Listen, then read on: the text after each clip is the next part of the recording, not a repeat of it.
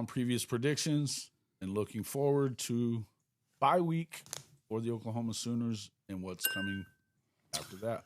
Chris with the K.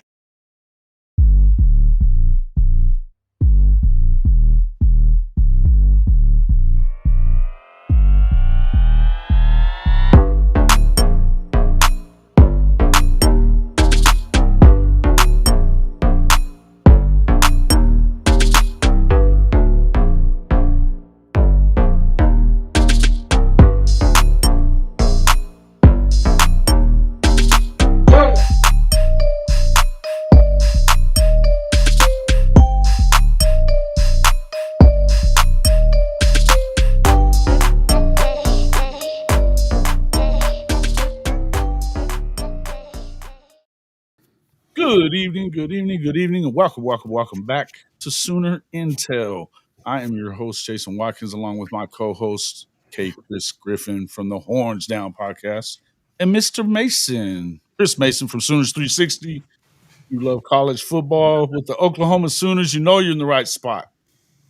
But before you forget, smash that red subscriber button, like all the streams, and don't forget to hit the notification bell so you don't miss one moment. Sooner Intel. Gentlemen, welcome to bye week. Good to see you guys again. How's everything going? It's going well. It's going good. It's going good. Let's get to it. Hey, man, obviously we got to just to, say a few things about obviously what happened this past weekend. Huge win for Oklahoma. They're going into a bye week feeling good. Kind of like what you were talking about last week there. But, Chris, got to give you a little bit of flowers on that at least. It was, good way to go into it. Obviously, you had the first week of predictions or rankings for the CFP. We're going to get into that with our predictions for the CFP first 12 going, moving forward. But first off, what are you guys thinking about what you saw, or but talk about whatever, but what do you think about what you saw from the committee? Was there any red flags that popped up for you guys, anything like that? Some of the ACC teams, I think obviously you can be mad at, you really could pick either one that you want to be mad at.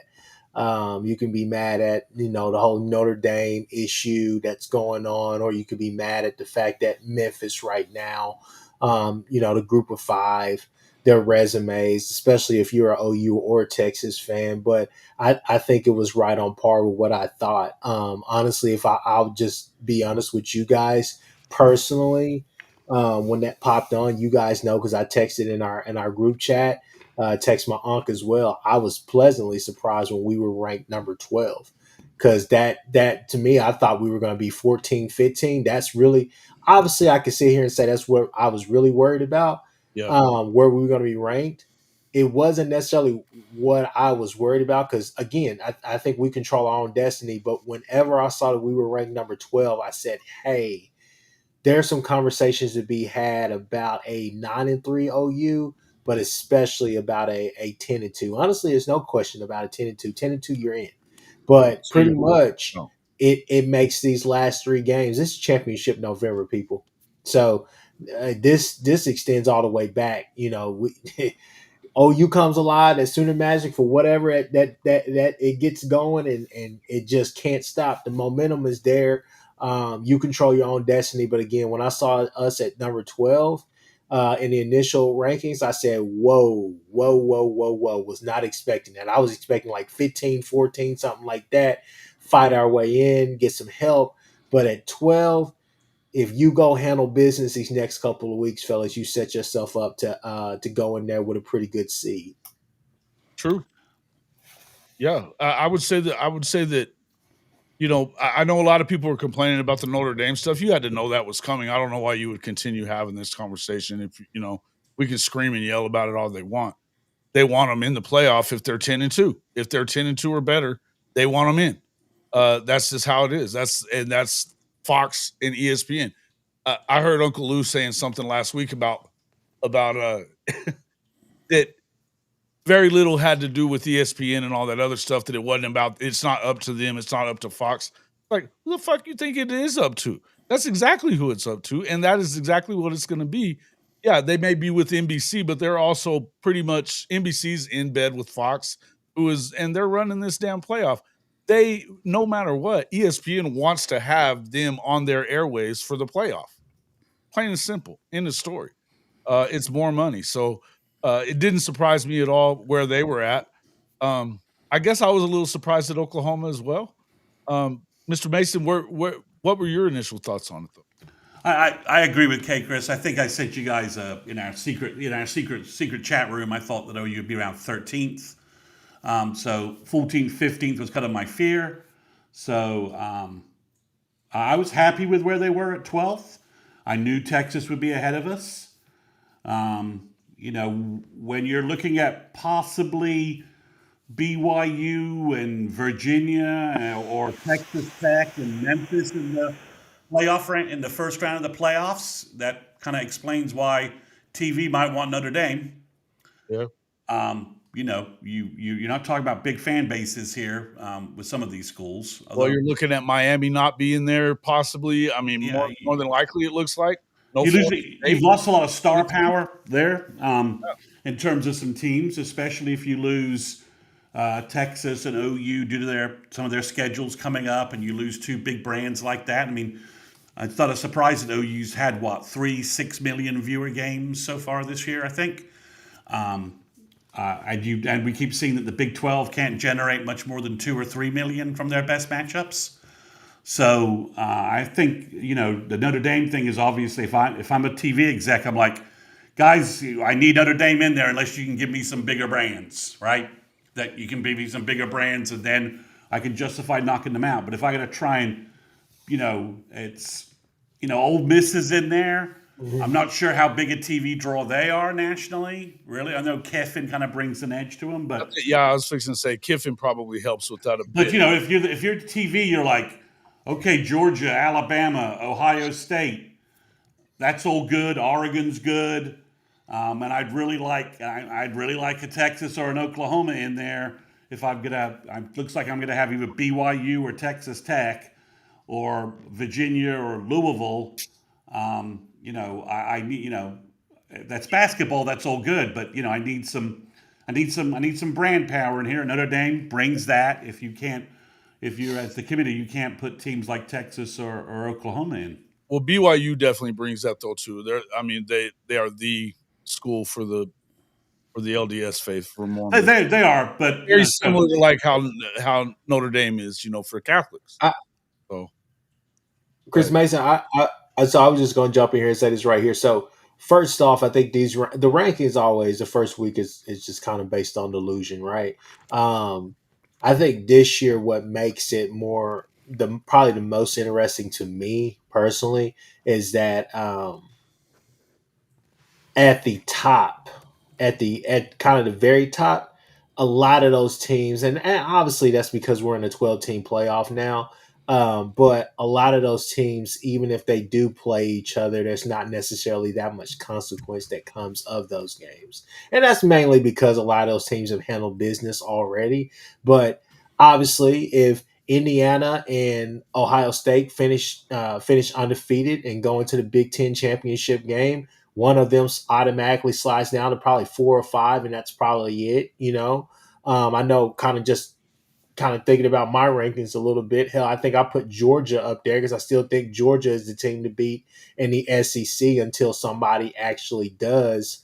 Obviously outside of Bama, you can do it right then and there, but you got to do it again if you're Bama to confirm it. But in my mind, I think it's Texas A&M. What are you guys going to do? But yeah, I just think that's probably the most interesting part at the top is that there's not really that much consequence coming out of those games. Big 12. I will say this, and maybe you guys will back me up, maybe you guys won't, but I think obviously this weekend's game is huge especially for Tech, because you can't lose another game if you're Texas Tech. Obviously you could say, yeah, we should get in with 2 losses.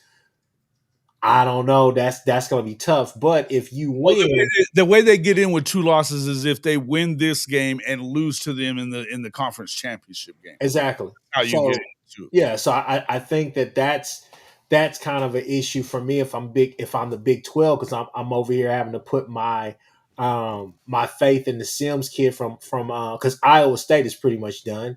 I'm Yeah. having to put my faith in the Sims kid from Arizona State to get them to where they would like to be. So essentially, you're basically putting in all of your calling cards with BYU and Texas Tech to go out there and do what kind of, don't eliminate each other, right? So that's what you're kind of begging for right now. So the Big 12 is, that's an interesting thing that nobody's talking about as well. They could end up with just one team in the playoffs, depending on kind of what happens these next couple of weeks.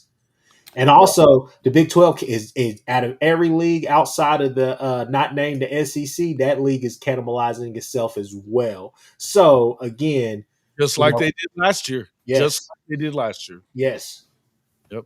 yes. It's Yeah, fine. it's interesting. You're right because you look at the Big 12 standings right now, and if BYU knocks off Texas Tech this weekend, and Arizona State runs the table, Arizona State's back in the is back in the championship game. I think they win the hold the tiebreakers. I don't see Cincinnati not picking up another. I'd see Cincinnati picking up another loss probably.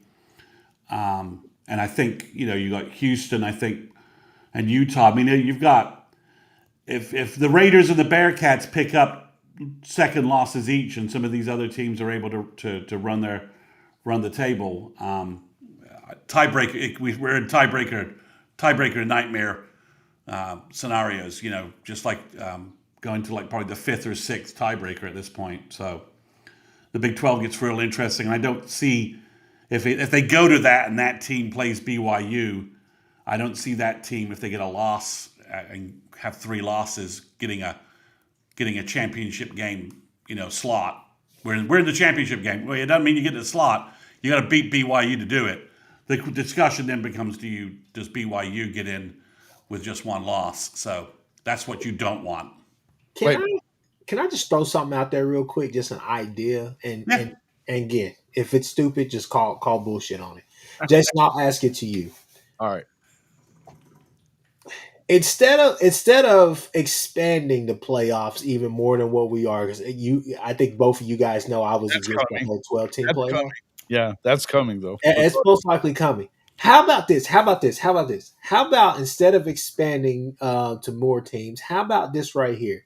The group of five team plays a play-in game against whoever is right there behind them, or everybody's basically eyeing. So that 13, basically who would be in the 12 if we're doing straight seating, right? It would be, that 12th team that's a play-in game. I don't know how you necessarily work that in, but for me, I think that would be, I could, I would be fine with that. So okay, run that by me one more time. I want to make sure I get what you're Okay, saying. So so that group of five team. Okay, so let's say season ended right now, right? And OU's number 12. right. Obviously, Memphis would be in, but you would say, okay, Memphis, you're the group of five team. Um, Based on schedule or based on whatever the criteria, whatever is pushing them towards that, they would play a play-in game, similar to what you see in the NCAA tournament, similar to what you see in the NBA now, and that would go against the last team. Yeah, and I mean you could do it during championship weekend and all that kind of stuff. I don't see why you couldn't do it. Um, I like the idea of what they were talking about more.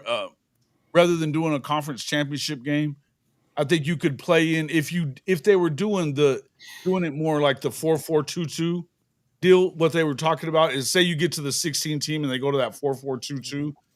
I like the idea of playing um, the two games against like the 3 and 4 seed for Oklahoma or no, for SEC and Big Ten, right? So where you've got I guess it'd be the 6 and the 4, and then the 5 and the 3 Mm-hmm. playing against each other for those spots. Because then you're playing into it, and rather than Yeah. having a conference championship game, you got 1 and 2 either way, right? You don't really need that. I like that idea. So what you're saying is kind of similar to that, I guess. You're kind of just rather than doing it, I think it'd be a better idea, and it's more football, which doesn't hurt anybody's feelings, except for maybe, yeah, it's more money. That's what I'm saying. It's more football, more TV time. I think that's what they're headed for. Yeah, But when you've got this straight seeding model coming in, you have the Big 12 kind of throw a monkey wrench in the whole deal. yeah. Going to a 16 team starting next year, we don't know what's going to happen next year. Now it should go to 16. Not that you have to, but I get it. Go ahead. One more thing that I have to say, and I'm just gonna throw this out there. Okay, I was talking to a friend at the gym today, and I think the last thing I said, and shout out to my guy Wes. Last thing I said to him before he left, I said, "Hey, if anything with these, if anything, if I learned anything from the playoff committee, or there was one thing I walked away from those rankings thinking, was simply this: Notre Dame needs to join a fucking conference ASAP. It's ridiculous. I don't think a blind This is, man this would is a say weird. anything different. He can see that too. They need to join a conference at some point. That way there's equity, there's actual stock, there's actual stake. Because the whole thing is okay, I get it. Their best win is USC, and USC is ranked, and USC still has a chance somehow to probably make its way to the college football playoff. But Right. outside of that, Boise State. Outside of that, Arkansas, who a lot of people thought could have been better this year, but still where they're at right now is where a lot of people still had them being. You go down there and you kick their ass. I get that. That's perfectly fine. However, this schedule that you have, you lost to your two best opponents.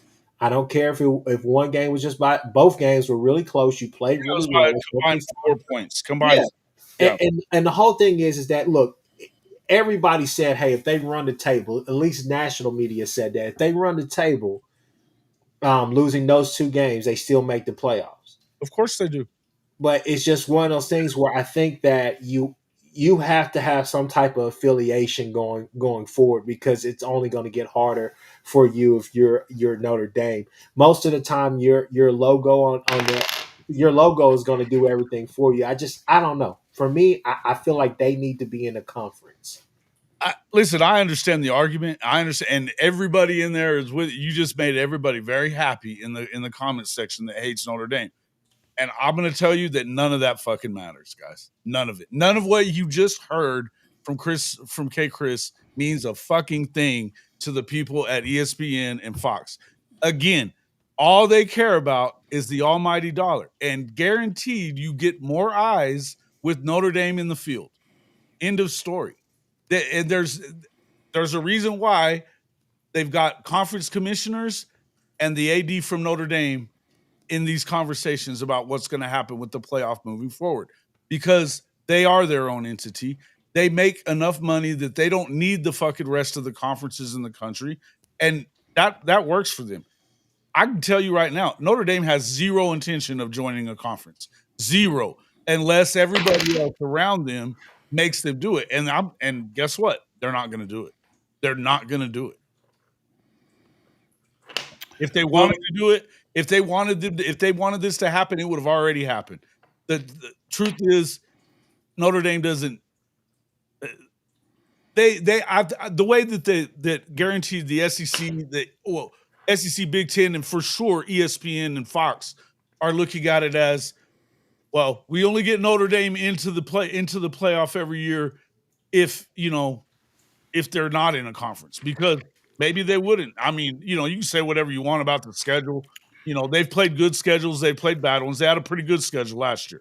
So you can say whatever we want about that. In the end, if you're in a conference, chances are you don't get them in every year. They want them in every year if they possibly can. Now you're going to have to get to at least 10-2, I think, not being in it, but they want them in. And until they don't want them in over everybody else, particularly when you got a G5 qualifier in there and all that other shit. If you're going to do a G5 qualifier, my argument would be I don't give a fuck about what they're saying about Notre Dame. I don't.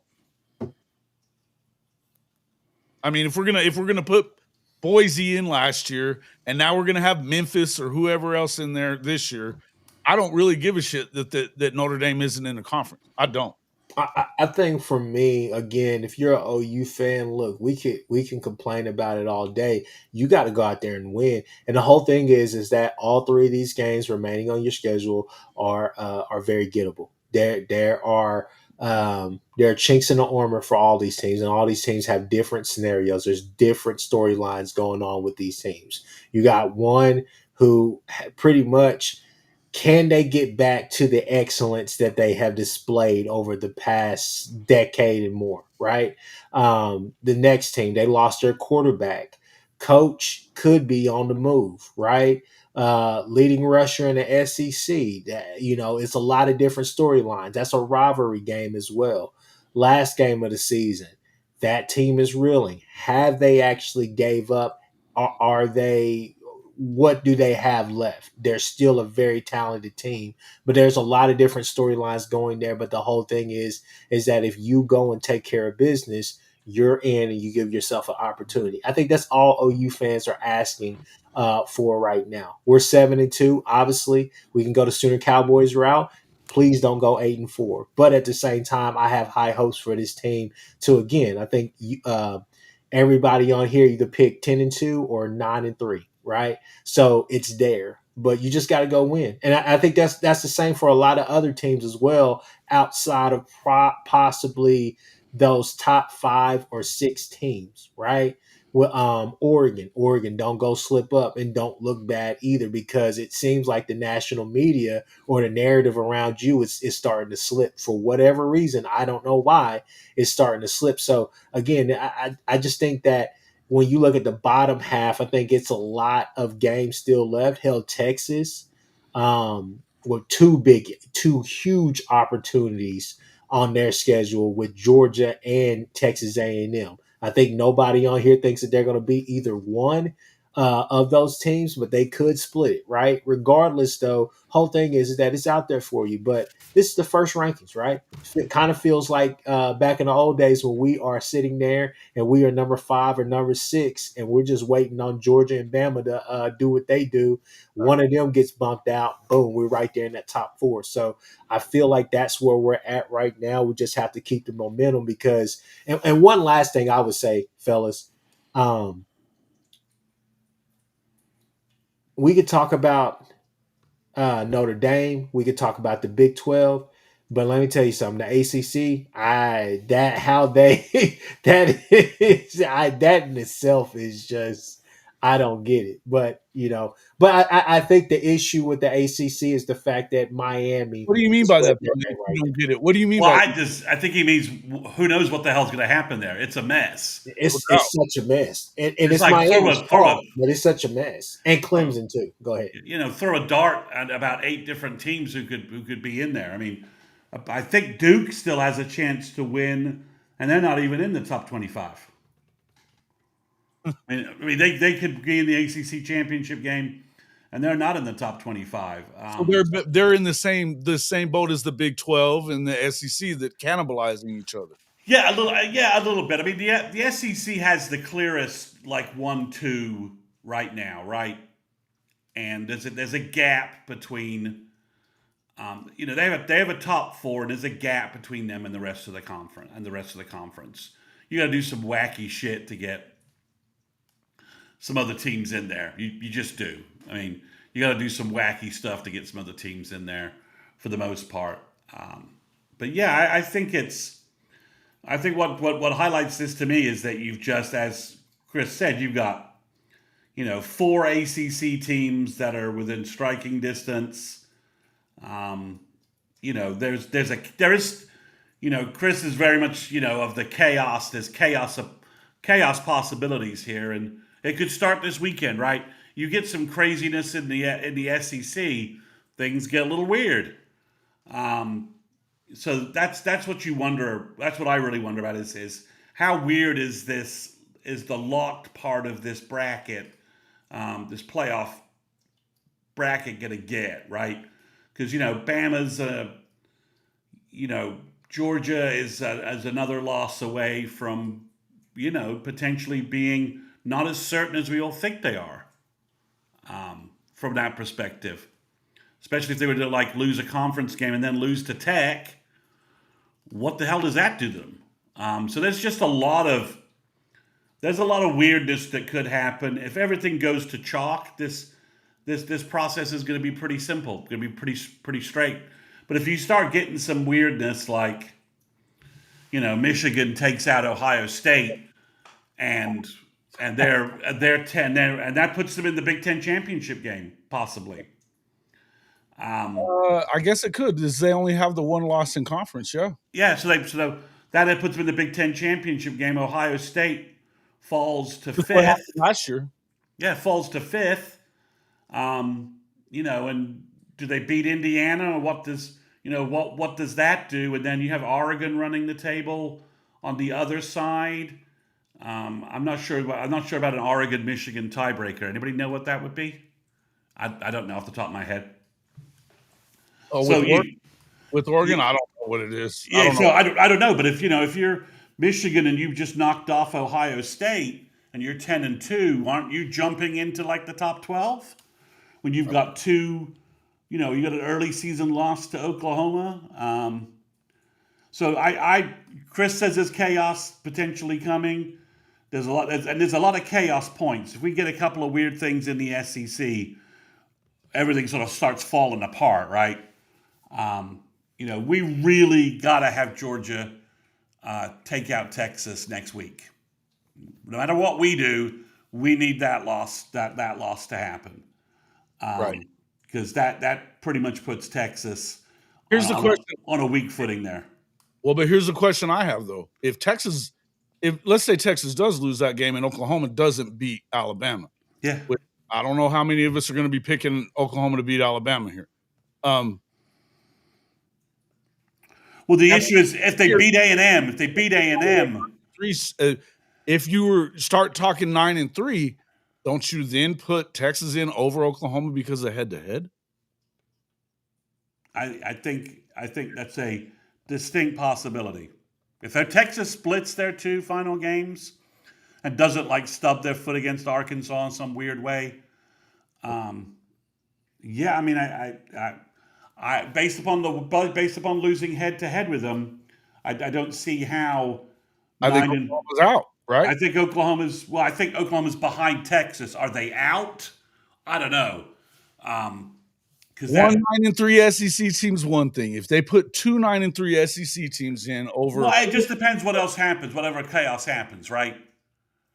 So if you have, because in that kind of scenario, that would be, I don't think you're getting more than 5 in. So you would have to have some other Troy Ball. He's got the Go Irish in there right away. I love it. Yeah. So you gotta have some craziness kick in elsewhere. So that's where it would be. You need to hope if you're an Oklahoma fan, you are hoping for a 9-3 or whatever. And same with Texas, I would guess. Yeah, Notre Dame's got to get beat. So first two things. If these two things don't happen, you're on the edge, right? Texas got to go 8-4, right? Lose to A&M, lose to Georgia, or any combination of the 3 games they have. Lose 2 of them. Yeah. They go 8-4, and then you've got to have Notre Dame at 9-3 as well. Yes, Notre Dame has to lose. They need to lose. Yeah, right. And then everything else can sort of play out for you. You just need ACC cross-pollination losses, and you need Big 12 cross-pollination losses. So they each only have 1 bid. And then, statement, Daniel. This is not a true statement. That's absolutely false. It's not an easy choice. No, Texas over OU. Texas over OU. I don't know. I don't know that that's an easy choice, though. It depends. If they have the same schedule, but 8-4. I think that games on the field have to matter. So as much as I would really hate this, Texas got to go in over OU for me. But I don't know that it's that easy of a choice for the committee. Right. And at that point, 8-4 Texas and 9-3 Oklahoma, that's a push for OU. The committee isn't paying that much attention to conference rankings at that point. Really, they're not. I mean, 8-4 Texas will be further down from that. I guess from that standpoint, they won't have any. They won't have any. They couldn't put Alabama in at 9-3 last year. They can't put an 8-4 Texas team in just because they have the same number of conference losses as Oklahoma, who's 9-3. Mac, So what big win does Notre Dame have? Their biggest win would be SC. yeah, But again, I'll repeat what I said a minute ago. None of that matters. None of that matters. yeah. I mean, you need. If Yes. they get to 10-2, they will be in the playoff no matter who it pisses off. Right. So if Memphis is the group of 5, and then you've got just the ACC winner and just the Big 12 winner, Notre Dame takes a spot, still takes a spot at 10-2. Let's say they win out. 9-3 Oklahoma can get in as long as they're the 5th, the real 5th SEC team. And to get that, you need Vandy to lose. You'll take Missouri out. Oklahoma in for sure. You take Missouri out. You take Missouri out by your play on the field, and then you would be technically tied with Texas in conference. But big picture, we won our out of conference game. Texas lost theirs. So, and they have one more loss than we have. As long as Texas is 8-4, they're out of it. It's yeah, I don't know that 9-3 is going to get either of the teams in, to be honest with you, because I think it all depends upon the carnage elsewhere, right? If there are 2 definitive ACC teams that need to get in, then you're in trouble. If there's 2 Big 12 teams that definitively need to get in, then you're in trouble. You need, for that perspective. But I'm not sure the wild card team, and this would lead into our picks. Yeah, you're going to have to give me a minute. You're going to have to give me a minute for that. So, yeah, no worries. But the wild card, just real quick, I want to address what corrections is saying. The committee has taken into account injuries like they did with Florida State. If they're consistent, they would do the same with Mateer in the loss to Texas. No, they wouldn't. They would have done that if Mateer didn't play in the loss to Texas. Yeah, I mean, you could argue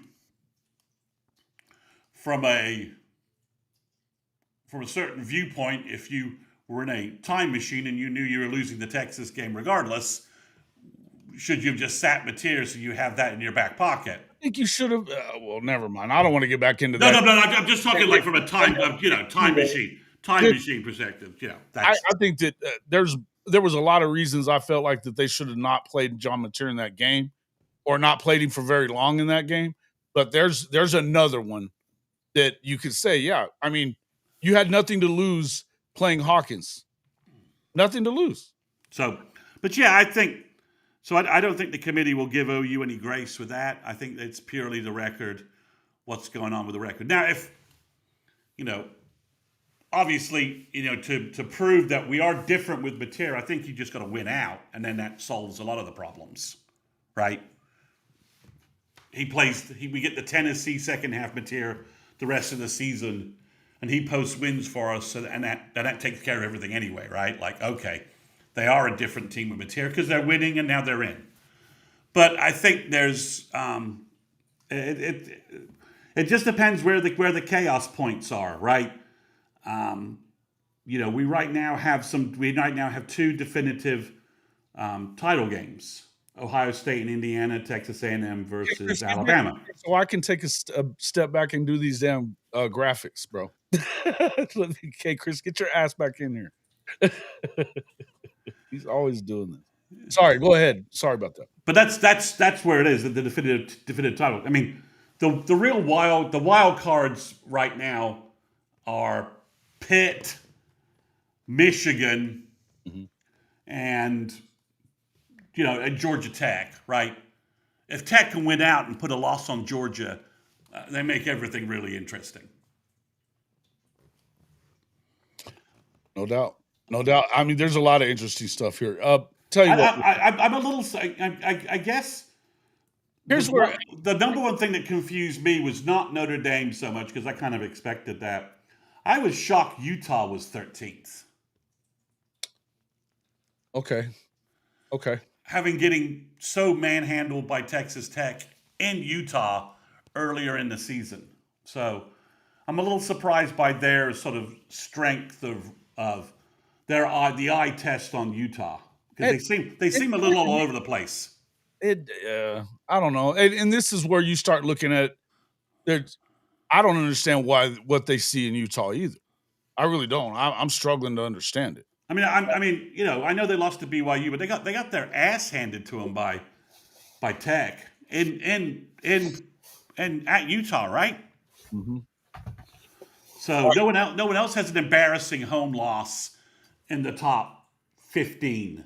Well, okay, Chris, address that too. What about that Utah in that 14th spot or 13th spot? Into 13th?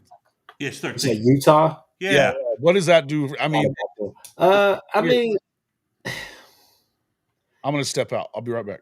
here's the issue for me again, still with the Big 12, is that Arkansas is playing good football now, but let's look at the remaining schedule that they have, because that's the problem that I fear that they may run into, is just if we're going strictly off the eye test. Utah What doesn't play anybody left. They got nothing left. they have at Baylor, at home against K State, and then at Kansas. So Baylor, they should win. Kansas could be a tad bit tricky. That's an 11 a.m. game that's on a Friday. Um, That K black State, obviously, they should beat them pretty handedly. Again, still, it's just the whole fact of you're not playing anybody that's going to be ranked. And at the end of the day, Chris Mason, you may not play that well that to where, especially with those last couple of teams that are getting in, you have to be one of pretty much clearly one of the best at large teams to get into this playoff.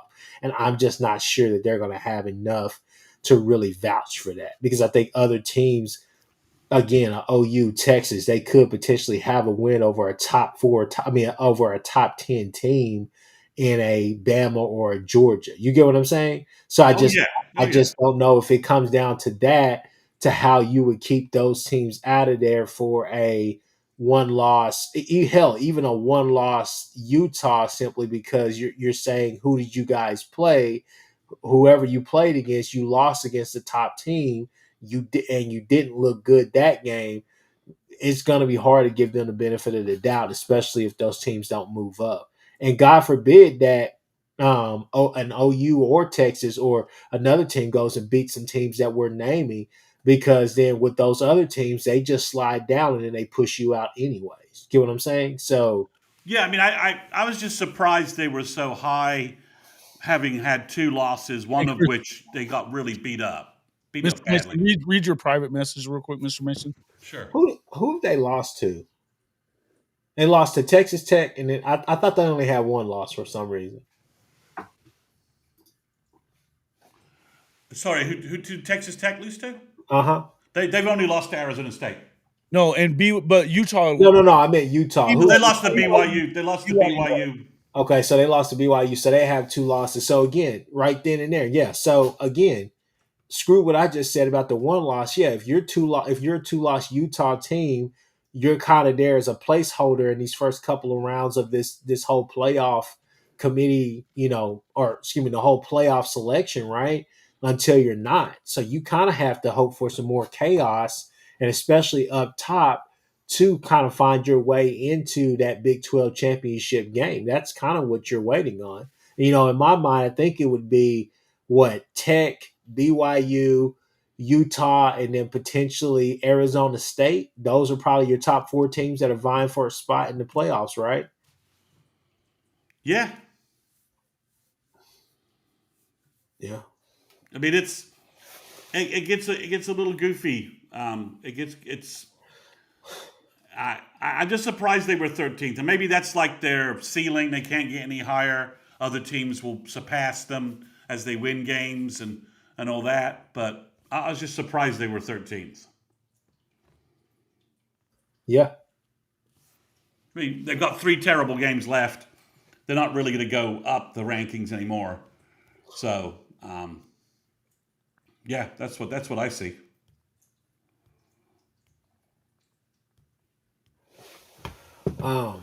Yeah, again, man, Keep the it's conversation going, guys. I'm almost there. yeah, I was just about to say, yeah, it's just winning your games, man. That's what it boils down to. Can you go out there and do what you need to do? And our road is not necessarily as difficult as others, but it's still is going to have its challenges, right? Well, Texas has the most difficult road to win out, right? I mean, I Yeah. think that's easy. That's an easy prediction, right? They got two. They got to play the number 3 team and the number 5 team. One of them on the road, so that's more difficult than OU has the number 4 team and the number 22 team with the 22 team at home. So I think it's it to me the team that reflect that is going to decide, other than OU, the team that has the biggest impact on the rest of this college football season is Pittsburgh. Yeah. If you guys don't know who Pittsburgh plays, let me remind you here. Ever since they changed quarterbacks to this freshman, they've been playing really well. They have Notre Dame at home, then they go to Georgia Tech, and then they get Miami at home. If they run that table, they'll be in the ACC championship game because they still only have one ACC loss because somehow they inexplicably lost to West Virginia week 3 at West Virginia. They get into the ACC championship game. I think they're against maybe one conference loss, Virginia or something like that. They can beat Virginia. Mhm. And then Pitt knocks out Notre Dame, knocks out Georgia Tech, and then puts the death nail in Miami. All right. Well, here we go. I'm gonna throw yours up there real quick. Um, Chris just Mason, I just want to jump in here real quick and just say this right here. Don't forget Georgia Tech plays Georgia at the end of the season. Right, but if they're locked out of the ACC championship, I don't know that just beating Georgia does enough for them. Yeah. But it gets real messy though. It gets very messy if they have 2 losses, beat Georgia, go to the ACC championship game, and then pick up their 3rd loss there. What you do with them? So it gets really messy. So is this me? I'm up first. yeah, you're up first. And K Chris, handle the comments for me, would you? Oh, okay. All right, guys. So this is my chart. Let me explain how we get here so it makes more sense. So Oklahoma loses to Alabama, beats Missouri and LSU, and is 9-3. Okay. Texas loses to Texas A&M and Georgia. They are 8-4 and they are out. Okay. So Ohio State beats Indiana. Ohio State beats Michigan, runs the table, plays Indiana, who runs the table, beats Indiana in a really good Big Ten title game. So Ohio State gets the number 1 seed. A&M goes undefeated, plays Bama in Atlanta, loses to Bama. Bama has beaten OU. They beat whatever scrub they have after us, and they beat Auburn at Auburn. That's how they go 11-1, undefeated in SEC play. They play A&M again, another great game. They beat A&M. So that's where the top 4. That's how the top 4 seeds go. So Georgia runs the table, doesn't get into the SEC championship game, but they have a win over Ole Miss. So that's why they're seeded 5. I'm having Oregon run the table, take out SC, take out Iowa, and take out Washington. So they're basically 11-1, and everybody else in the Big Ten is now 3 losses basically. Then I have that's why Oregon's 6. Ole Miss is behind Oregon for reasons I'm not really sure I can explain, other than maybe some seeding bullshit by the committee. Ole Miss goes 11-1, doesn't get into the SEC championship game, sits and just gets slotted at 7. BYU beats Tech regular season, loses to Tech in the Big 12 championship game, so they keep both BYU and Tech. Pitt runs the table, as I just talked about. All the other loss games I'm talking about leads to Pitt going to the ACC title game with 2 losses, beats Virginia there in my scenario. Virginia has 1 conference loss and wins out. And Pitt has put Notre Dame at 9-3. So that's why Pitt's 10. OU gets in over Notre Dame because of better wins and just as good a losses. And Texas, as I said, is 8-4, so they're not under consideration.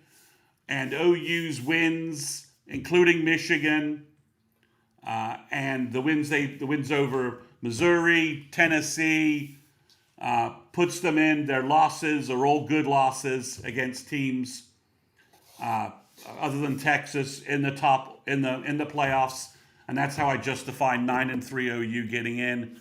Memphis is your Group of 5 winner. That's how I get to this weird scenario. Pitt goes on a heater, and I don't think 12-0 BYU losing a conference title game will be left out of this at 12-1, even though Tech beats them in the Big 12 rematch.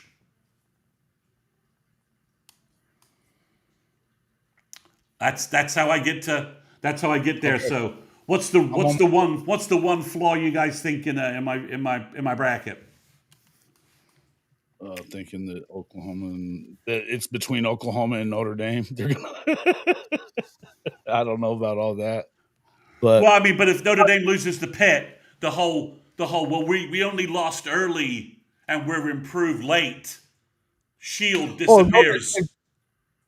Yes, if Notre Dame loses, I don't think they get in it unless they get to 10-2. Yeah, so I have them 9-3 losing at Pitt. Chris Mason, you better stop because coach thinks you're on crack right now. Coach Royal said you must be on crack. Well, I mean, I may be, but is Pitt better than Boston College?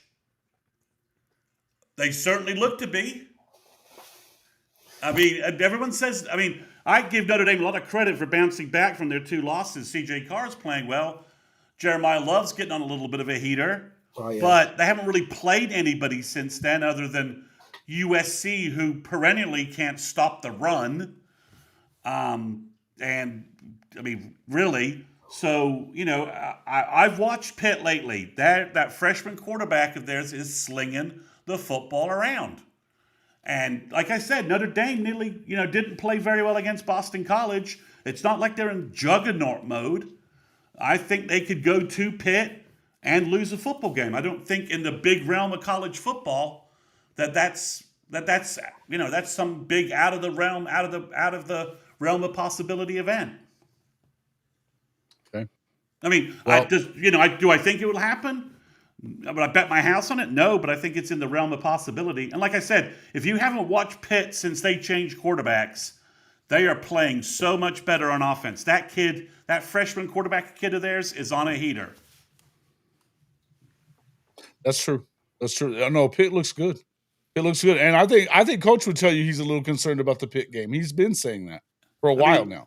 I mean, Narduzzi knows how to win games that he shouldn't win. He did that to Miami last year, right? Sure. I think that's right. No, it was Syracuse. I thought it was Syracuse. But he's pulled off upset wins like that before. Again, they seem different to me since they got the new quarterback in there. That kid's a gamer. He's playing out of his mind for a freshman. So, and I think the Big 12 scenario is pretty tight. I think we need. You need BYU to beat Tech, and then you need some other things to happen in Tech to lose a tiebreaker. So, hey, before we jump to I guess to my predictions or whatnot, smash that like button. Shout out to Jimmy Satterfield for always being in here with all 3 of us. Jeff Shear says the game is at Notre Dame. Mason is smoking crack for sure. It's confirmed. Oh, okay. Damn! I'm looking at ESPN. And it says versus number 10 Notre Dame. Not at Notre Dame. Is ESPN wrong? I It's believe. I don't know where it is. I'm not looking at it right now, so I'm not sure. Well, I'm looking at Notre Dame's schedule, and it says it says at Pitt. You want a screenshot of the damn thing? Nah, you're good. Go ahead. Go ahead. Don't let them fuck with you like that. Don't let them do Run, you like run mine, that. Jason. Mine is a little bit out of whack, but It's so not. It's really not much different than what no, Mr. Nick. no, no, no. Mine was a bit different because I didn't have Alabama at 2. I had Texas A&M at 2. I Ah, had I okay, I had got and I had Indiana, and that's my fault again. I was a little bit busy at work when I was trying to fill this out, and I didn't get back around back to it. Excuse me, you. You have but yeah. A&M at 2, and then Indiana where? So I had Texas A&M at 2. I had Indiana at 3. I had Georgia at 4, and I had Bama at 5, and then everything else stayed the same. Okay, I'll reprint it and put it out right now. All right. Okay, So so yeah, you have OU 10-2 beating Alabama. yes, Okay, that's the first thing we got to get off the board, right? yes. And you agree with me basically on the BYU Tech thing. Yeah, I think that's just kind of a toss-up thing. I think that And scenario you have USF beating Memphis in the American Championship game. handedly. I don't think that they'll make the Okay. same mistakes twice, and I think that yeah, that's a potent attack that's waiting to get Yeah. in there. And you have Oregon winning out. Yeah, I mean I don't know why the narrative on Oregon, like whatever has tarnished their shine, I think that will slowly go away. I think they'll be fine. I mean, I don't Well, have any issues with Oregon. it's screwing around with a shitty Wisconsin team in the Penn State win, looking like not what it was. Yeah.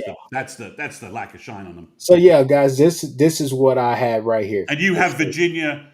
You have Virginia. Do they win out, or do you have them picking up a loss somewhere and I'll then be winning? honest with you. That's just kind of a random team for me. That's not necessarily the ACC is just so up in the air You that have I'm no just idea who's going anywhere. yeah, week to week. I'm obviously a Chandler Morris. I'm definitely still a big fan of him. But again, I think that it's just kind of that's kind of a wash right there. The ACC gets a team in, but yeah, this is what I have right here.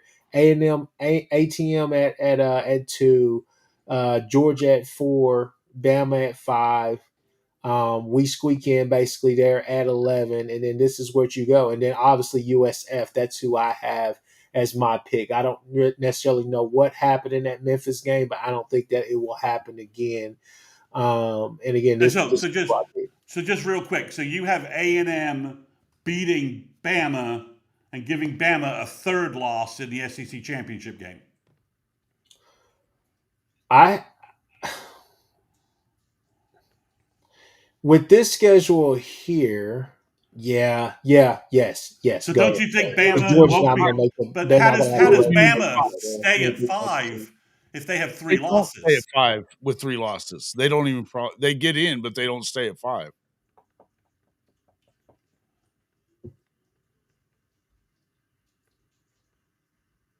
Hello? Or does Bama beat A&M? I didn't really think that. I didn't really think that far into it. I just had. I just went off. If the regular season ended now, which I should have included those games, and that's my fault, fellas. I should have included the championship games, but I just kind I of can went believe off. If the season that. ends now, I would put ATM at 2, and I just feel like yeah, somewhere down the road, I think that loss to us is what's going to linger because they have. I think Bama has LSU this weekend. They have us next weekend. Then they have Eastern Illinois or whatever that's coming to town, and then they go on the road to Auburn. Yep, that's right. So yeah, I just feel like So, but yeah, if they have two regular season losses, uh they huh, they have the tiebreaker over Georgia, so they still get into the SEC championship game over Georgia yeah, and and I guess they have the tiebreaker over LSU over Ole Miss. I would guess common opponent, right? That would be the tiebreaker. So they didn't play each other, right? I have that right. So they both, Bama beat Georgia, Ole Miss lost to Georgia. That's how that tiebreaker resolves. But if you have A&M beating them, and do you have A&M? So you have A&M going undefeated and beating Bama in the SEC championship game. Pretty much, if they're going to be at number 2, I would have to put it like that. I think Yeah. if I So still I relied on think them, Bama with 3 losses uh huh, is probably the number 10 team, and everybody below OU. OU's over Bama because they won head to head, right? hmm So you would have OU at 10, Bama at 11, and then everybody else sort of moves up one. With how you've laid things out with their yeah, that makes sense. without that's what you probably have. So Yeah, because there's this whole like Georgia could drop. Fuck. If Bama lost 2 games or something, or Ole Miss loses another game, Georgia can lose to Tech right at 10-2, get to the SEC championship game, then lose, and then they're another 3-loss SEC team. So the chaos you had previously said could happen this month has the SEC is very vulnerable to this kind of weirdness. yeah. Yeah, and I can go ahead and throw mine up there now. I've got a different scenario than you guys by, I think, quite a bit. So That's what we want. That's what we want. Here we So, go. so Jason, walk us through how we get to it. Yeah, I will. Okay. Yeah, so you've got, obviously, I've got Ohio State number 1, Alabama number 2, which means that they win the game next week in Tuscaloosa. All right. Ole Miss at number 4, because I think, even though they did lose to Georgia, I think that I forget how I had that working out, but So number 3, Indiana. Well, So what's your SEC championship game? SEC championship game would be Bama. It'd be Bama A&M. Okay. So Ole Miss basically sits on the sideline and gets the 4 seed because they're 11-1, haven't lost a game. Correct. Okay. Yeah. Okay. And So- you have A&M dropping to 5 because they lose the SEC championship game. I do. Okay. I do. All right. Okay. I think somewhere in there they're probably going to lose the Texas game. I feel like they're going to lose that Texas, but I think Texas is going to get beat by Georgia, and it's not going to matter. That being said, so the reason I got OU at 11, I've got OU getting in at 9-3. I don't know that I believe in this at all whatsoever, but what I'm not going to do is what you guys. Nobody even talked about the fact you guys have Tech and BYU would be playing for what looks like a third time. They would have to be playing for a third time. No, it's in second order time. to do it. Second time. No. So they wouldn't be playing in the conference championship? You're not saying that Tech wins this weekend? Because the only way that Tech and BYU... No. I have BYU winning out, Tech playing them again in the Big 12 championship. Winning that. Oh, got it. And then they beat BYU and get the automatic seed, and then the conference committee throwing their hands in the air and saying, "Play a third time. We're done with you guys." Okay, that's why I was asking you in the private chat there what the hell you're doing. Yeah. So I figured, okay, yeah, cool. Well, I believe that Notre Dame, again, they're going to win out. They're not going to lose to Pitt. They're going to win that game, and I believe that they're going to get in. I see them playing. And you have BYU winning out. I do. Okay. I do. All right, that's fine. No worries. No, actually, I could see BYU losing this weekend, winning the conference championship game, and knocking Tech out at 9-3. Okay. Yeah. Okay. Right. So even at 10-2, Tech may not get in there. You know what I mean? Okay. All right.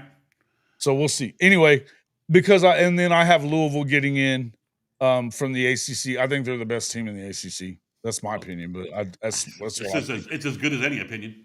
Yeah, I mean, that's where I'm at with that. And you have Georgia beating Tech and winning out. Yeah. But you have A&M. A&M is now, and your thing is 11-2, having lost to Texas and lost the SEC championship game to Bama. Right. Do they win the tiebreak over? You know what? That could, and you could probably swap that around, and they probably would if they ended up at 11-2, and one of those being in the title game losses. They probably throw Georgia in above them. You know what I mean? Yeah. So you could swap those two around. I mean, it was. Okay. I was kind of pulling it together a little bit too. But OU's 9-3. Yes. They're 9-3 getting in. I don't know that I necessarily believe that's going to happen. Is But- Texas 9-3? Yeah, they would be. So honestly, I think that it's probably Texas. Okay, so in your scenario, let's give you a break here. So Georgia beats Texas, Arkansas beats Texas, and then Texas rallies and beats A&M. Okay, yeah. Texas is if Oklahoma's going to get in, then yes, that would be because if they're both at 9-3, in my scenario, if they're both at 9-3, Texas has to get in because of the head-to-head. Well, and they'll have 2 conference losses versus. It has to matter what happens on the field. It has to. But Miami picks up another loss to make that not matter. For Notre Dame, right? You don't have Miami winning out and making that whole head-to-head with Notre Dame more interesting. You know what? I hadn't really thought about that a whole lot. I mean, Mario Cristobal coaches them, so we know that's not happening. So, well, they don't have much of a schedule left, do they? Though they should. Well, they got to play FSU. Yeah, well, okay. No, they don't. They've already played FSU. Sorry, they got to play. Oh, they beat them, right? Yeah, they played them. Who they got? I'll take a look at their schedule. They could. I don't think there's a lot of weight to it. So you're right from that standpoint that there's not like a lot of marquee. They can't add any marquee wins to the schedule. You're correct about that. That's definitely true. They are not going to be able to add any marquee wins. The ACC list is so freaking long here and has the teams in it that don't. Okay, so they got to play NC State and Syracuse and Pitt. So I had Pitt knocking them off. But if you're Notre Dame, if you're Notre Dame, I can see NC State beating them with that quarterback they got too. I agree with that too, but I honestly think Miami's one of the best teams in the country. I think that they have one of the worst game day coaches ever. And I mean he's a complete liability when you and I mean, but Carson Beck hasn't been playing great either. And I mean, so you can't as much as it'd be easy just to put it all off on Mario. I think a lot of it has to do with the fact that he's throwing picks at the wrong fucking time, So, I don't. As much as I think that talent-wise, they should. They should have been in it last year too, though. And so, it surprised me. No, not at all. So Miami gets another loss. So that head-to-head with Notre Dame thing is immaterial. Yes. Okay. All right. Yep. Okay. So that's fair. Obviously there's some holes in it, but I think there's some holes in this entire discussion anyway. Well, there is. We're doing this for entertainment value, right? And to talk about where we think OU is nationally, right? And where OU fits. I mean, Chris I thought the strength of schedule was to be a big factor. It is supposed to be a big factor. When you look at the strength of schedule that Texas has isn't a whole lot different than Oklahoma's at this point, and it will never be a bigger factor than head-to-head. It will never be. So if they both ended up at 9-3, Texas would be in.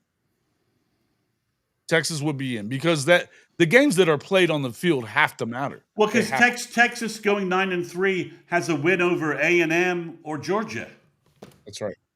And OU at 9-3 They already have 3 ranked wins as it is. And OU doesn't have a win over Bama.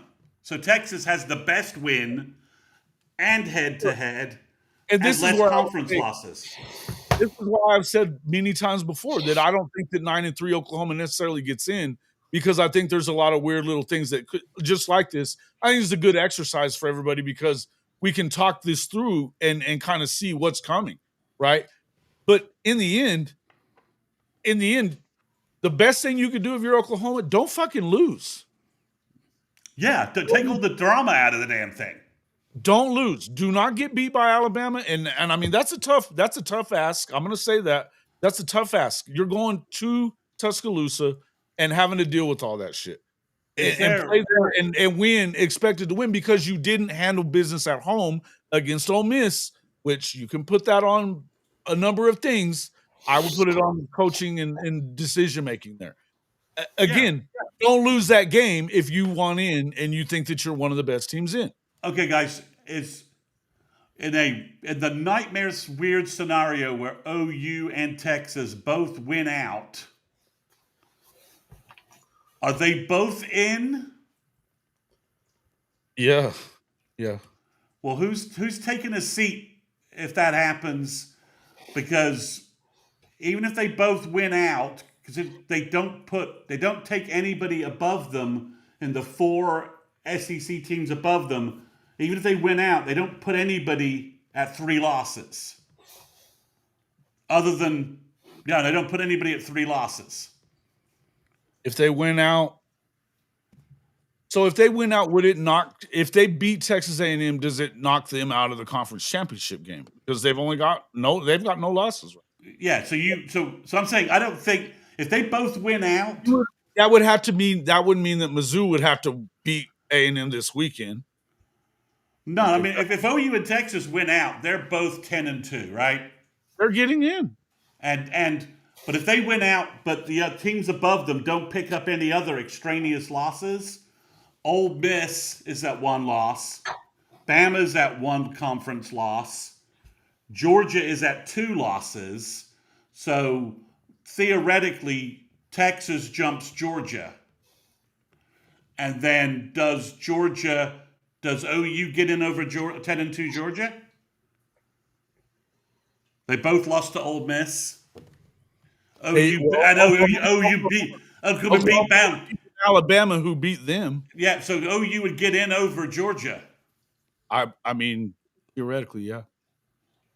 Good luck with that. I mean, you still have to see that play out, and I don't know what the committee does with that.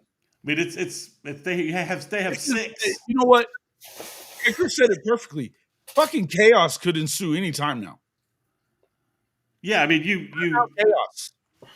And then if you have Michigan run the table, and then they beat Indiana, and OU has beaten Alabama and the Big Ten champion. Do you see them over Georgia? I think you have to. You would. I mean, it would be.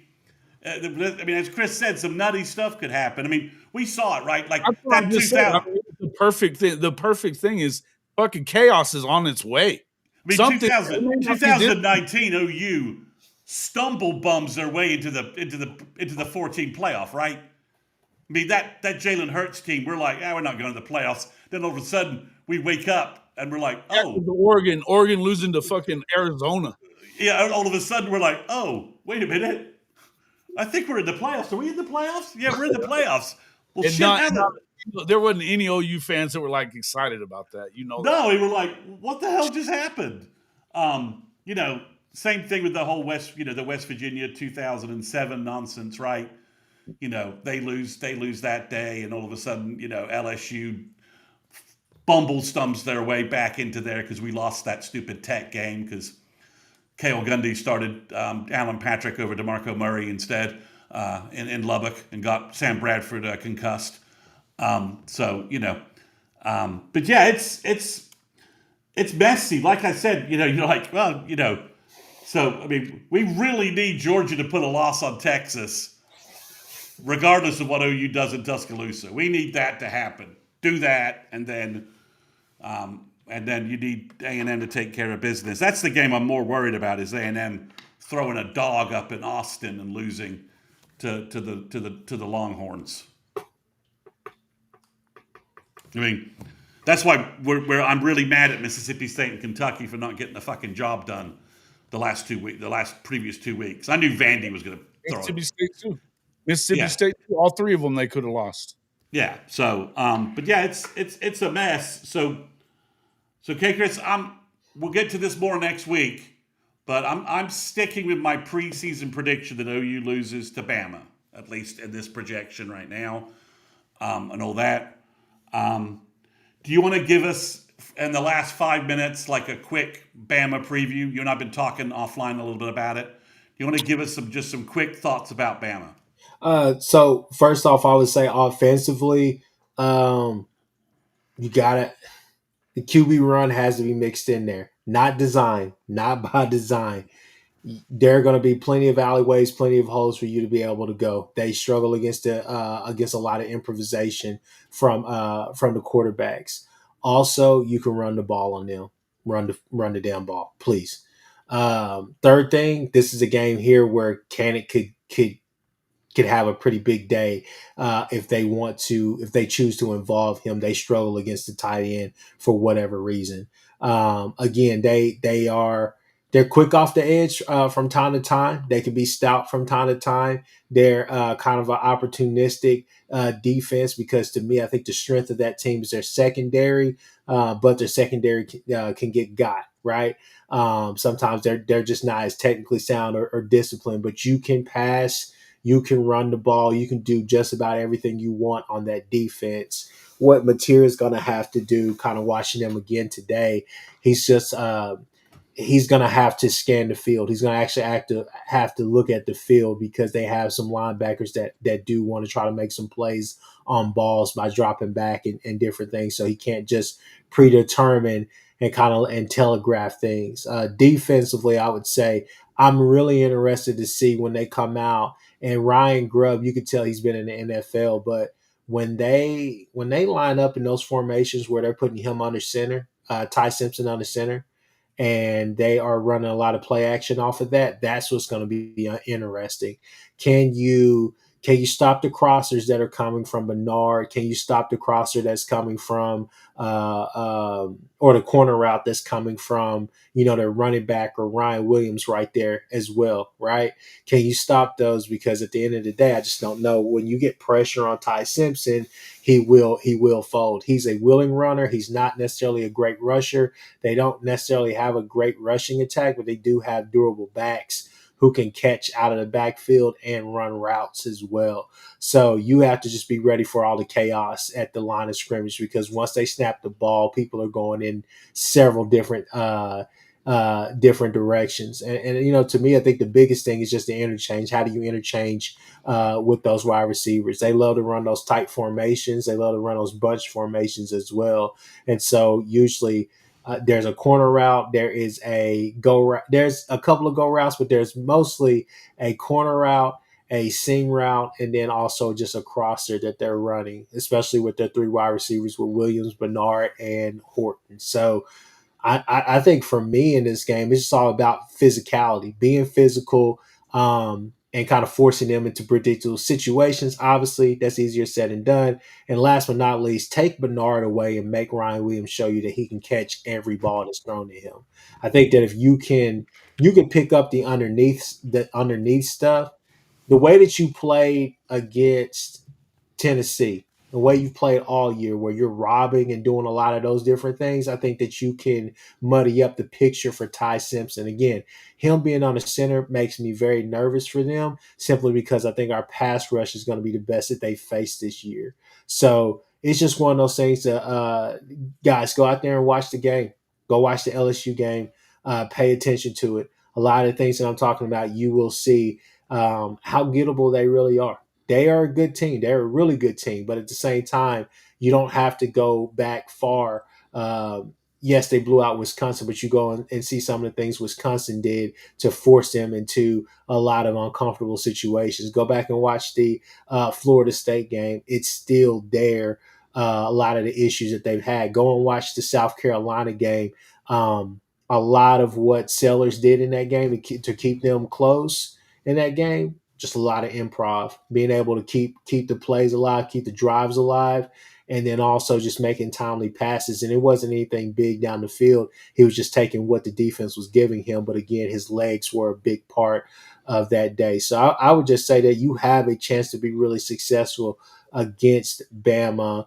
You just kind of have to play it out, get healthy this week, and be ready for next week. I mean, we'll talk about it next week more in depth, but again, those are the things that I see. I think that Mateer with his legs, if he can get that going as well, but if he's seeing the field and doing what he needs to do, he should have a solid day. I think what it'll come down to is just stopping so many of the explosive plays, and that's what the Tennessee game gave me so much. That's why the Tennessee game was so good for us, simply because, again, yes, we gave up a lot of yards to Joey Aguilar. And the whole thing is that, hey, there's a couple of plays there where you're saying like, hey, that probably doesn't happen if we wrap up on some of those, some poor tackles, right? But at the end of the day, again, I still say you did not hear Brazel's name being called an awful lot during that game. And that was something that I was really happy about. You took away their most explosive wide receiver and forced everybody else to play hero ball. So again, I think that that's something that you can carry over to this Alabama game. And again, Ryan Williams is a really, really good wide receiver. I mean, really good. And at times you can pick one and you can say, hey, he's number one over Jeremiah Smith. But there are times where he shows up loud in the first 5 minutes of the game, and then you don't hear anything else from him until maybe later on in the game or not at all. It's Bernard. That's their wide receiver. That's the guy that they want to get going early and often. Make Horton, take away Horton. And again, like I said, put the focus on Ryan Williams and just watch everything over the middle. That's where they're killing a lot of teams at is over the middle and with those crossers. But when I watch them, I say, hey, this is a really good ball club. Ryan Grubb is the difference between them and last year. Obviously, they had Milrow, but still, that's kind of the biggest difference for me is just that he's came in there and added some pro concepts and try to simplify things for Ty Simpson. So it should be a really good ball game next week. But again, we got to see what happens against LSU this week. All right, Jason, are you ready for our my bookie picks? Yeah, I just wanted to do those real quick before we get out of here. So, I mean, we can do them fast. So, obviously, make sure you guys check out my bookie for become. All you got to do is deposit, and it hooks us up as well. But it'll definitely take care of you. You can get up to $1,000 back on a deposit bonus just by signing up through hofmedia.us/mybookie1000. Last week and the week before, I think I went 4-6 overall.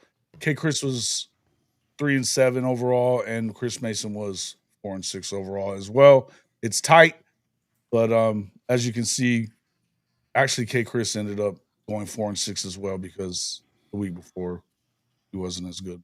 Hit 4 out of 5 in this one. Anyway, moving to this week's picks. BYU, we've got everybody except for Mr. Mason we have BYU at least covering. K. Chris, is that a cover or is that a win? I'm going with BYU with the win. You're going BYU with the win. Okay. Yeah, I think that BYU could win this one, or they could. Yeah, I think they are going to win this one. That's why it reflected in my playoff picks as well. I think Taco Tech is done. But Mr. Mason, give us your reasoning for Taco Tech. Texas Tech stops the run. BYU needs the run. Okay. All right. Now, A&M at Mizzou. We've all got A&M winning that one at Mizzou, although somebody in there just said A&M losing to Mizzou actually helps Oklahoma. I don't know. I think you're probably right for the 9-3 thing anyway. But we've all got that happening at Mizzou on the road. I think last year they showed that there wasn't. I think they were a lot better team last year. I think they're even a better team than they were last year. So, and I don't think Mizzou is. So that's just my feelings on that. The Oregon and Iowa game, though. Talk to us about Iowa. Are you saying cover there, Mr. Mason? Complete cover. Just a cover. Just a cover. Yeah. Okay. It's going to be weather's going to be shitty. So I'm expecting a low scoring game. Okay. All right. LSU at Bama, we all got Bama winning and covering 9.5. I almost went the other direction on that because I think LSU's got the horses to stay in this game. It is on the road. I could see them falling apart there, though. Late cover for me. Late cover. It's kind of a late cover. Yeah, I think so. Hey, can I say one thing, Jason? Please. I was just gonna say it just popped in my mind about that Oregon pick. Chris Mason, that's a terrible pick, even if you are just playing on the numbers. Their quarterback has thrown for 946 yards this season thus far this season. Yes. and only 4 touchdowns. I don't see how that's a low scoring game. I think Oregon. Yeah, it's a low scoring game. 20-3 sounds right. Oregon, take that all day. Oh, whoa. Okay, so who did Oregon get embarrassed by at home? It's not the point. It's the principle, Chris Mason. It's this week. I'm telling you what's gonna happen. I'm just saying Iowa is playing good football. If this was in Wait, wait, Eugene, wait. I would agree with you. Good football? Decent football for Come on. Iowa, I'm grading on a curve here. All I right, all right. mean, they gave Indiana the best game to date. Fact. Oregon got smacked by Indiana at home. Fact. So we'll Okay. see. We'll see. Lucas James, explain this. How would it help them at 10-2? They're getting in at 10-2 no matter what. Yeah, I don't make that doesn't make any sense. Yeah. Okay. Missouri, to me, Missouri's irrelevant. OU has to beat Missouri. Missouri becomes irrelevant. Goodbye. True. All right. LSU Bama, again, it's a late cover. I could see that being a late cover. I think Bama wins it for sure though. Georgia at Mississippi State. You got to explain this Mississippi State deal. It's a cover. It's a cover. Okay. And it's and Georgia's secondary is leaky. And Mississippi State has burners who can stretch the field. And Georgia is playing, and they got a big game next. I think this is a hangover game from Florida and a look ahead game to Texas. And Georgia farts around for 3 quarters and doesn't cover. Okay.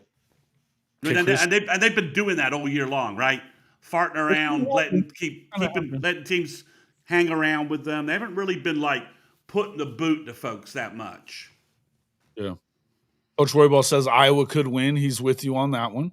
And you know what? I mean, for Dan Lanning and the way that Dan Lanning does things, I could see that, I guess. I don't see that, but okay. I mean, in a torrential downpour. That was his way of telling K. Chris to shut the flip up. No, but K. Chris, you got to respond to this Mississippi State thing, though. Come on. Georgia's going to roll that game, man. I think at the end of the day, I think Mississippi State has finally ran out of gas, man. They have done what they needed to do this year, which was show the promise, show real promise, and show the development and the growth is happening. But I think that they've ran out of gas. I think they're pretty much on their last. They're on that fifth wheel, man. Honestly, I just don't see them. I see them maybe being problematic here and there, but I don't see this being like a 40-45 game or something like that ending. I think Georgia gets this game probably pretty much by 2 scores. Yeah, the reason that I have Georgia covering this by a couple of scores is because I don't think that Blake Shaping's the same kind of quarterback as what they faced in these other games they've been close in. I just don't see that part. So yeah, we've just seen Georgia sleepwalking, and Stark Vegas is kind of a sleepwalking trap place. And I was in Stark Vegas yesterday. So, and Georgia, sleptwalk through Florida a little bit before they, put it together. So again, Georgia is a good team that knows how to win. Winning is a skill according to Teddy Lehman, and Georgia has that, but it doesn't mean it's always pretty. Oh, okay, all right. I mean, I understand it. I don't agree with it, but I understand it. It's a point. Leading this thing by 3, so I'm hoping you're way the hell off. Yeah, and so you guys need me giving you these gimmies. I gave you NC State last week, and it ended up being a win. Now you're only up by 3 now. You're not. It's not like you have this large, like this huge lead. Okay, well, that's true. It's a minor setback for a major comeback, Chris Mason. Don't worry about it. Well, no worries. I mean, there's got to be some differences, guys. We can't all go chalk here. Fair enough. All right, guys. Anything else you guys want to add to this before we get out of here? We've been going for an hour and 24 minutes. Everybody make sure that you go to all 3 of the Go to all 3 of the streams. Make sure you hit the like button, become a subscriber. We're now 200 away on Hall of Fame college football from 5,000 subs. It would be great to hit that at some point this season. So yeah, make sure you get over there and do that if you haven't already. I dropped a recruiting podcast last night. It's on YouTube. Go to my channel. 35 minutes of nothing but pure recruiting talk. No bullshit like on other supposed recruiting podcasts. And Kate, Chris, and I are doing recruiting chats Monday, 8 p.m. Central, Q&A, chance for you to ask me real recruiting questions and get real answers. That's awesome. McDonald Sims Sports asks, does Lebby get a job replacing one of the coaches that might leave? Kiffin, Drink, maybe even a look at Auburn. If he wins the game against Tennessee, maybe. If he wins the game against, they've had some games that they were very close to winning. He beat Texas, yeah. If he had beaten Texas, yeah. Now, I guess I could see him taking the Ole Miss gig because of kind of continuity there. He could kind of keep that together. They have. He was hated man in Mississippi, wouldn't he? At least in Starkville, he would be. He would be in Starkville. But so one last thing. What do we make of Josh Pate saying that Lincoln Riley's bailing on USC? To where? He's apparently actively looking to bail on USC. That's what Josh Pate was basically indicating. Who do we think is dumb enough to make that hire? Is Auburn dumb enough? To make which pick? To hire Lincoln Riley. Oh yeah. If they have enough guys turn them down, couldn't you see them their AD flailing around and picking up Lincoln? Do you think Lincoln has the balls to take that job though? So, which job? The Auburn job. Oh, way. No that'd way. be kind of like a match made in heaven for them, wouldn't it? Lincoln. But where else would he go? He's apparently hunting a new job. He's hunting a new job. Well, I think he could talk himself into LSU or Florida before he gets that one. Okay. All right. I mean, his act is wearing thin in USC, right? He's like a carnival, it's like a roadshow snake oil salesman, right? He's got a pack up shop and go to his next place. He Nebraska'd himself. So close. Yeah, he Nebraska'd himself. That's a new term, but that's essentially what he did. He wanted to put himself. He took himself away from his natural recruiting grounds. Oh, he cut his pipelines off, and he isolated himself in an area that is unknown to him. And what a lot of people thought, the cowherds and everybody else in the world thought that, hey, he's gonna. You can just recruit California and be just fine. That's not his approach, and that's never been his approach. And OU fans try to tell USC fans that for the longest, because there's a lot of kids here where you just say, hell, Venables, at least tried to come back in and make things right to get some of these kids that are elsewhere, these Oklahoma kids.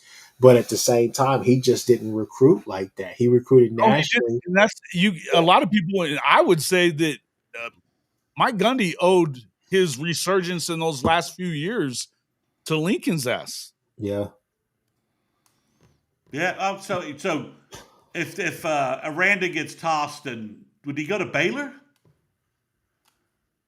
Yeah. That would be a good place for him, to be honest with you. That'd be a good place for him. That'd be a really good place for him, Darren Waco. That's very interesting. All right, guys. I didn't want to go too far on this. I just thought the Lincoln trying to get another job stuff was just too bizarre, too interesting. So Riley's buyout is bigger than Jimbo's. So is they've got that kind of money at USC to do that, and it would be just like them to say, "Hold my beer, we will do it." It wouldn't surprise me. It would not surprise me. All right, guys. All right, we're out, guys. His buyout is why it's $80 million. It's got to be $80 million, right? But he could leave, right? And they wouldn't have to pay USC too much cash. I bet that's the way his contract is. Right. What he owes USC probably isn't that much. Oh, no. His buyout from USC, if they fire him, is $80 million. Oh, yeah. But for him to leave, no, I don't think it's the same. All right, man. All right, guys, we're out. Thanks, guys. everyone. Thanks, everybody. Have a good one.